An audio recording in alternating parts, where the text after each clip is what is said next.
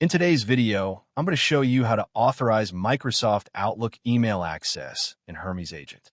First, open Hermes Agent and click on the Messaging tab from the left-hand menu. Next, select Email from the list of messaging integrations. In the email configuration page, enter your Outlook email address and the corresponding password or app password. Then configure the Outlook mail servers. For the IMAP host, enter outlook.office365.com.